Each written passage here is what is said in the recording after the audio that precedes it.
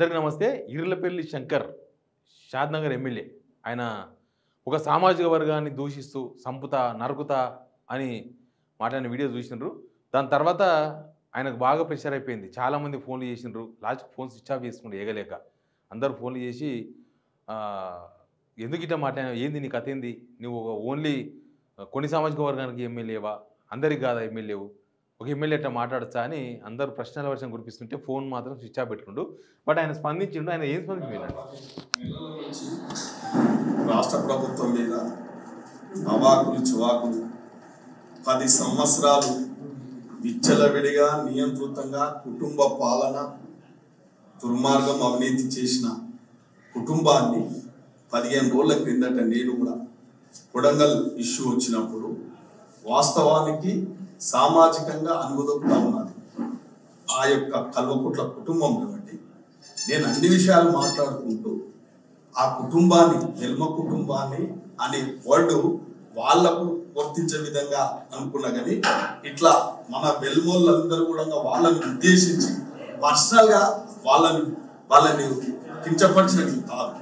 అటువంటిదేమన్నా మిగతా వెల్మ కులస్తులందరూ కూడా వేరే రకంగా భావిస్తే నేను అన్న వర్డ్ కూడా విడ్రా చేస్తున్నా. అటువంటిది ఉద్దేశం కాదు. నాకు ఒక కల్వకుంట్ల కుటుంబం అరాచకాలు చేసింది.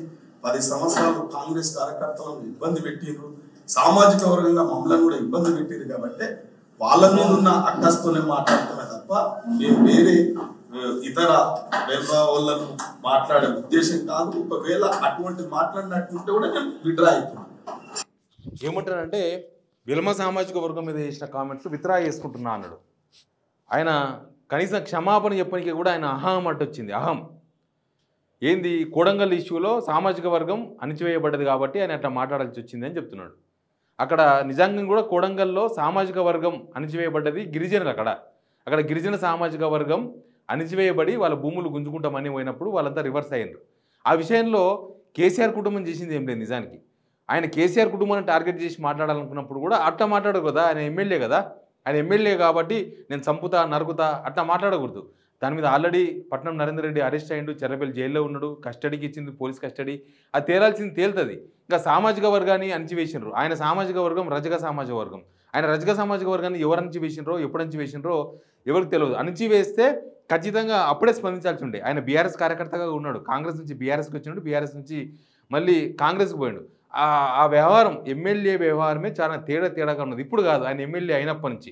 ఎమ్మెల్యే కాకముందు కూడా బహుశా అట్లాంటి కాంట్రవర్సీలు ఉన్నాయేమో, కానీ అవేం బయటికి రాలేదు. ఎమ్మెల్యే అయిన తర్వాత కొద్దిగా నోరు దగ్గర పెట్టుకోవాలి, నోటి దూలను దగ్గర పెట్టుకోవాలి, నాలుగు దగ్గర పెట్టుకొని మాట్లాడాలి. ఒక సామాజిక వర్గాన్ని, ఏ సామాజిక వర్గం అయినా సరే, ఎల్మొక్కటే కాదు, రకరకాల సామాజిక వర్గాలను ఆయన అవమానించిన వీడియోలు చాలా ఉన్నాయి. కొన్ని వీడియోలు చూపిస్తాను నేను మీకు. ఆయన క్షమాపణ కూడా చెప్పలేకపోయాడు. ఒకసారి వినండి.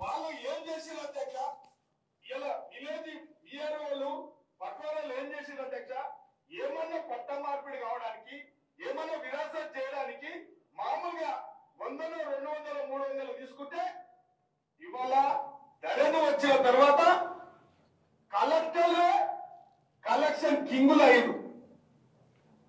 అంటే 100, 200 మనం ఈ లంచాలను అవినీతిని మనం అనుమతించాలని చెప్తున్నాం. ఒక ఎమ్మెల్యే అట్లా చెప్పకూడదు కదా. 100, 200 ఈయనకు పెద్ద అమౌంట్ కాకపోవచ్చు, కానీ పేదలకు 100, 200 రూపాయలు కూడా పెద్ద అమౌంటే. ఒక పని కోసం వీఆర్ఓ దగ్గరకో వేరే దగ్గరకు పోతే 100 రూపాయలు ఇవ్వాలంటే కూడా అది ఒక కష్టార్జితం కాబట్టి చాలా ఇబ్బంది పడతారు. పేద జనాలే ఇబ్బంది పడతారు. మన సామాజిక వర్గం ఇబ్బంది పడుతుంది. ఎమ్మెల్యే గారు, ఇంకా మీరు చేసిన కామెంట్స్ చాలా ఉన్నాయి. లిస్టు రిలీజ్ చేస్తే గత 6 నెలల కాలంలో ఒక్క కమిషనరేట్ పరిధిలోనే రికార్డ్ అయినటువంటి అత్యాచారాలే ఆడపిల్లల మీద, బాలికల మీద 200 పైచీలకు అయినాయి ఒక చిన్న కమిషనరేట్ పరిధిలో. అంటే మీరు అర్థం చేసుకోండి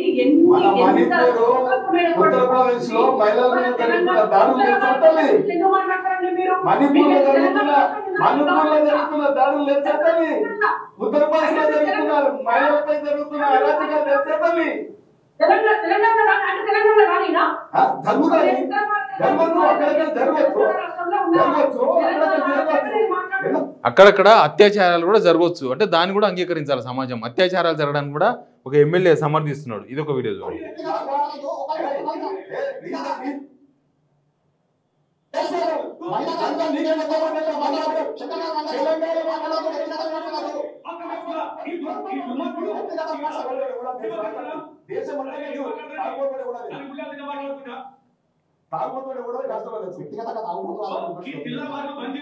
నువ్వు చిల్లరగా మీరు కల్వకుంట్ల కుటుంబం చిల్లర కుటుంబం చిల్లర కుటుంబం మీది చిల్లర కుటుంబం మీది మీరు మొదటిసారి శాసనసభ్యులుగా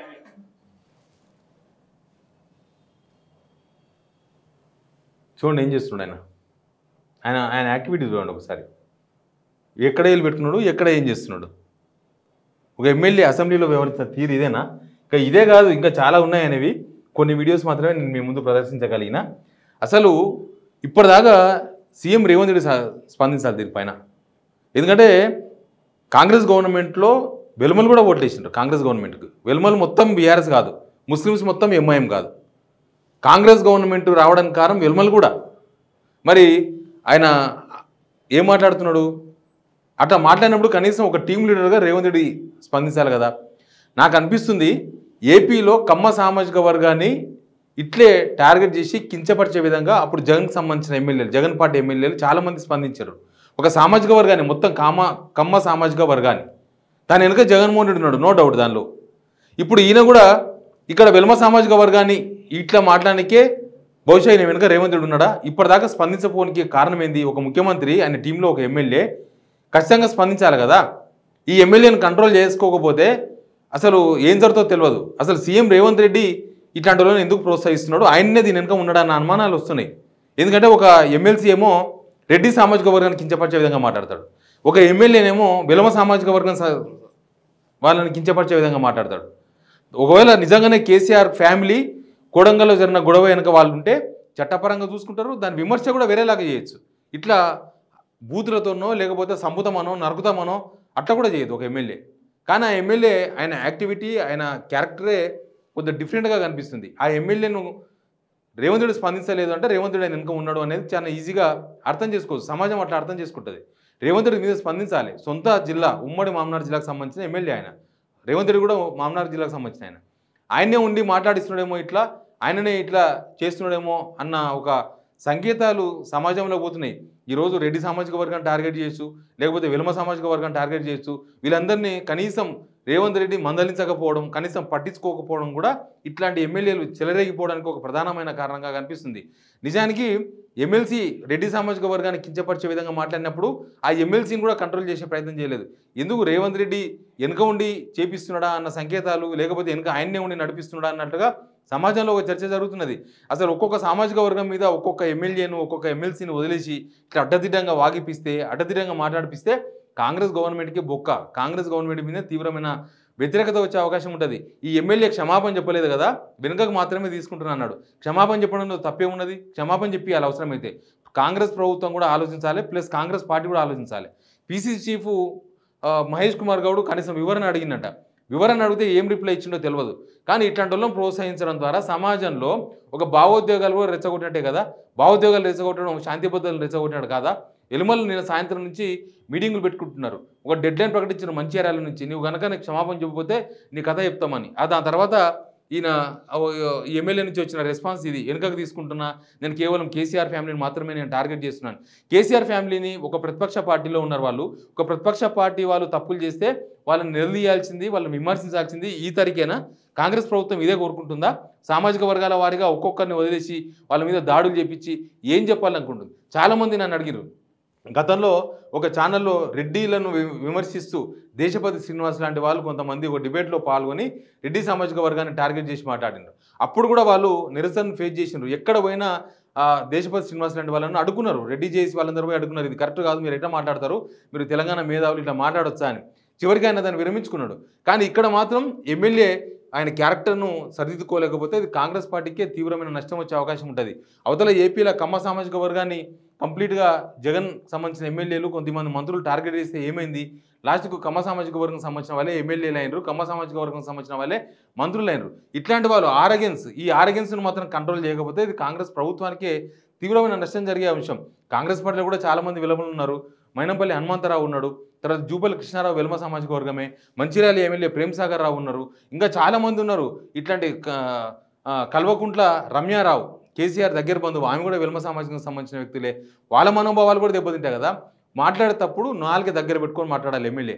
లేకపోతే ఇంకో నలుగురు ఎమ్మెల్యేలు తయారవుతారు. దీన్ని రేవంత్ రెడ్డి కంట్రోల్ చేయలేకపోతే, రేవంత్ రెడ్డి ఇట్లాంటి వాళ్ళని కనుక పిలిచి మాట్లాడుకోకపోతే, రేవంత్ రెడ్డి వీళ్ళ నాలుకలను మడత పెట్టకపోతే కాంగ్రెస్ ప్రభుత్వానికి, కాంగ్రెస్ పార్టీకి తీవ్రమైన నష్టం వచ్చే అవకాశం ఉంటుంది. ప్లస్ తెలంగాణ సమాజంలో ఒక భావోద్వేగాలు రెచ్చగొట్టి కులాలు మతాలుగా విడదీసి ఏం చేయాలనుకుంటున్నారన్న చర్చ కూడా ఆల్రెడీ నడుస్తున్నది. ఆల్రెడీ ఈ కులగణనదంతోనే మొత్తం ఈ ముస్లిమ్స్ ప్లస్ హిందూస్లో మొత్తం విభజన తీసుకొచ్చే ప్రయత్నం చేస్తుంది కాంగ్రెస్ ప్రభుత్వం అన్న చర్చ సమాజంలో ఉంది. ఇప్పుడు ఈ ఎమ్మెల్యే చేసిన కామెంట్స్తోన బహుశా వీళ్ళు ఎవరిని వదలరు, రెడ్డిలను వదలరు, వెలుమలను వదలరు, రేపు ఇంకా ఏ సామాజిక వర్గాన్ని కూడా వీళ్ళు వదలరేమో. వీళ్ళకి అంత ఫ్రీడమ్ ఎందుకు ఇచ్చింది కాంగ్రెస్ పార్టీ? స్వేచ్ఛ జనాలకు కావాలి, ఎమ్మెల్యేలు కాదు. ఎమ్మెల్యేలు ఎప్పుడైనా స్వేచ్ఛగానే ఉన్నారు. గత ప్రభుత్వంలో కూడా ఎమ్మెల్యేల మీద ఎప్పుడు కేసులు కాలేదు. ఇప్పుడు అవుతున్నాయి, కొత్తగా ప్రతిపక్ష పార్టీ ఎమ్మెల్యేల మీద కేసులు బుక్ అవుతున్నాయి. కాబట్టి షాద్నగర్ ఎమ్మెల్యే వీర్లపల్లి శంకర్ ఆయన వాళ్ళ తమ్ముతో కలిసి దందాలు చేస్తున్నారు.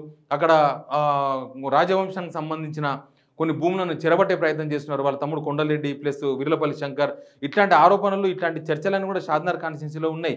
ఓట్లేసిన జనంలోని ఇట్లాంటి చర్చలు ఉన్నాయంటే నెక్స్ట్ వాళ్ళకు ఇంతకుముందు ఆరగంట ఎమ్మెల్యేలు మైనంపల్లి హనుమంతరావు లాంటి వాళ్ళకి ఇట్లాంటి గతి పడుతుందో, ఇట్లాంటి వాళ్ళు కూడా అట్లాంటి గతి పట్టే అవకాశం ఉంటుంది. నువ్వు చేయాల్సిన కామెంట్స్ అన్ని చేసి మొత్తం నరికేస్తాము, చంపేస్తామని చెప్పేసి ఇప్పుడు నేను వ్యాఖ్యలు వెనుకకు తీసుకుంటున్నా అంటే అంటారు కదా, 100 నోములు నోమి ఎక్కడ చేతి కడిగిందని, అట్లాంటి పరిస్థితి వస్తుంది. దీనికి సీఎం రేవంత్ రెడ్డి రెస్పాన్సిబుల్ తీసుకోవాలి.